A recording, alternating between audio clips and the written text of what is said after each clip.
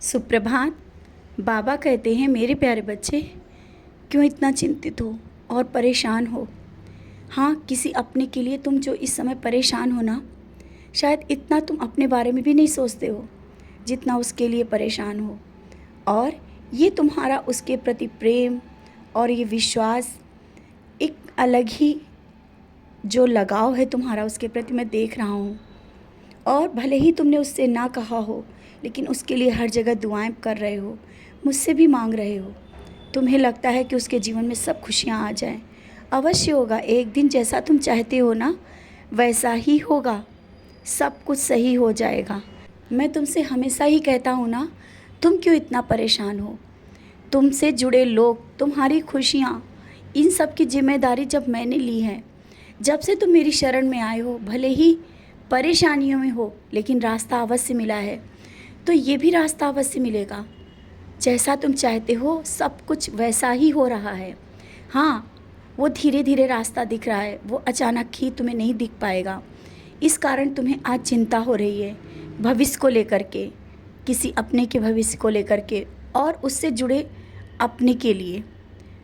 उनसे ऐसी कुछ चीज़ें हैं जिनसे तुम कह भी नहीं पा रहे हो और नहीं कहते हो किसी से, बस अंदर ही अंदर परेशान हो।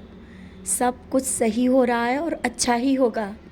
कभी कुछ गलत ही हो ही नहीं सकता है, ना ही कोई गलत रास्ते पे जा सकता है, ना कुछ गलत हो सकता है। जब तुम मेरी पूजा करते हो तो जिम्मेदारियां सब मेरी हैं, और तुम विशेष कुछ पूजा या सच्चरित पारायण करने की सोच रहे हो ना, अवश्य कर लो। तुम्हारे मन को शांति भी मिलेगी, और हो सकता है वो पारायण पूरा होते होते जो जैसा तुमने सोचा है वैसा हो जाए। कुछ भी हो सकता है। तुम्हारे जीवन में बहुत बड़े बदलाव आने ही वाले हैं। अभी शायद वो चीज़ें दिख नहीं रही हैं, इस कारण तुम बहुत परेशान हो। तुम्हारे घर में जो अभी कुछ आर्थिक परेशानियां चल रही हैं ना, उसके लिए भी रास्ता मैं दिखा रहा हूँ। और ऐसे ही वो परेशानियां जो अभी चल रही हैं ना, ये ऐसे नहीं रहेंगी। तुम्हारे घर में भी धन के भंडार होंगे, और जैसा तुम चाहते हो सब कुछ वैसा ही होगा। आज जो सपना लग रहा है ना, कल हकीकत होगा। तुम निराश मत हुआ करो और इस तरह से उदास मत हो। जीवन के इस मोड़ पे आकर के जहाँ तक तुमने सब परीक्षाएं दे दी, अब क्यों हताश हो रहे हो। अब मत हो, और बहुत कुछ अब तुम्हारे करीब है। तुमसे जो तुमने किसी से उम्मीदें लगा के रखी थी और वो अभी तक पूरी नहीं हुई ना, वो सब कुछ सही हो जाएगा। वो उम्मीदों में खरे उतरेंगे।